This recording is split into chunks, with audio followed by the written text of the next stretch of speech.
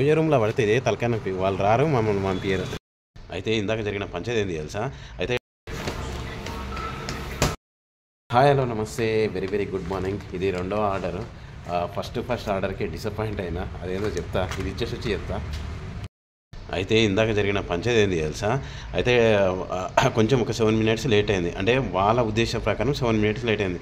వాళ్ళు ఏమంటున్నారు తెలుసా? 10 minutesలో యాప్లో 10 minutesలో డెలివరీ అని రాసింది, 10 minutesలో రావాలి కదా కంపల్సరీ అని. అంటే మేడం లేట్ అయింది, 7 minutesే కదా, నేను మళ్ళీ ట్రాఫిక్ క్లియర్గా ఉండాలా, రోడ్డు మంచిగా ఉండాలా, మన అపార్ట్మెంట్ దగ్గర రావాలా, బ్లాక్లు ఎత్తుక్కోవాలా, ఎంట్రీ చేయాలి, ఇవన్నీ చేసేంత వరకు ఇంత పంచాయతీ అయింది మేడం. అంటే అట్లాంటప్పుడు రాయదు కదమ్మా అంటే కొంచెం కూడా ఒక 5 నిమిషాలు కూడా ఓపిక ఉండకపోతే ఎట్లనా అనిపించింది. ఇక okay madam, thank you madam, next time ఇట్లా కాదని చెప్పేసి వచ్చేసింది అంతే. ఇంకా ఏం అనలేదు. ఇంకా ఎందుకంటే వాళ్ళు యాప్లో మన మీదనే రిమార్క్ పెడతారు, ఎందుకు డెలివరీ బాయ్ ఇట్లా ఇచ్చిండు, అది డెలివరీ చేసి అతను లేట్గా వచ్చిండు అని చెప్పేసి మన మీదనే రిమార్క్ పెడతారు. అందుకోసం మన మీద రిమార్క్ ఏం రాకుండా okay madam, thank you madam, next time ఇట్లా జరగదని వచ్చేసేయాలంతే.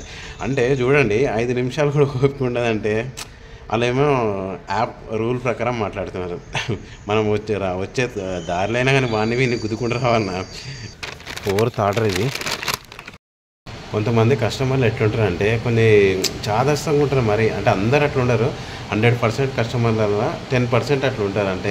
అంతేగాని వాళ్ళు కూడా ఆలోచించాలి. ఒక వస్తువు మన దాకా వస్తుంది అంటే 10 నిమిషాల్లో మన దాకా వస్తుంది అంటే అది గ్రేట్నెస్సే కదా. ఒకప్పుడు ఒక వస్తువు కొనాలంటే మార్కెట్కి వెళ్ళి అక్కడ తిరిగి ఇక్కడ తిరిగి అవన్నీ చేసి దానికన్నా ఒక ఫోన్లో 2 నిమిషాలలో ఒక నొక్కితే 10 నిమిషాల్లో ఇంటికి వస్తుంది. మనకు దొరకని వస్తువు కూడా దొరుకుతుంది ఒక 10 నిమిషాల. మన డబ్బుల గురించి పక్కన పెడితే, డబ్బుల విషయం పక్కన పెడితే, వేలు ఏం డెలివరీ ఛార్జెస్ ఇవ్వట్లేదు కదా. డబ్బుల విషయం పక్కన పెడితే ఒక వస్తువు అయితే మన దగ్గరికి వస్తుంది కదా అని అట్లా ఆలోచించారు. కానీ అంతే నడిపిస్తూ పోతుండాలి.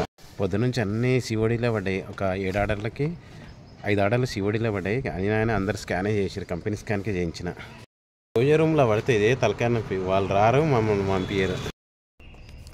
ఇది ఎక్స్పైర్డ్ అయిపోయింది. కొన్నిసార్లు అట్లా జరుగుతూ ఉంటుంది. ఇది 16th order.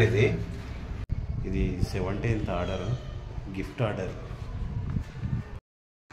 Gift wrapper paper ఉంటుంది కదా, దానికి బదులు గిఫ్ట్ ప్యాకింగ్ వచ్చింది.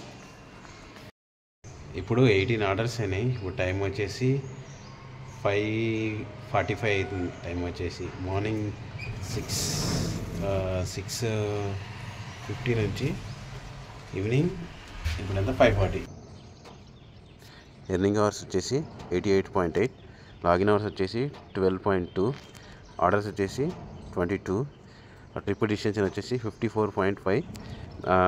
నేను చేసిన ఆర్డర్ ఎర్నింగ్స్ వచ్చేసి 878 రూపీస్. అయితే కస్టమర్ టిప్ 20, 185 ఆఫర్స్ ఇన్సెంటివ్. ఇవి రెండు 878లో కలిపితే నేను చేసిన మొత్తం ఎర్నింగ్స్ ఎంత అంటే 1083 రూపీస్ నేను చేసిన మొత్తం ఎర్నింగ్స్. ఓకే.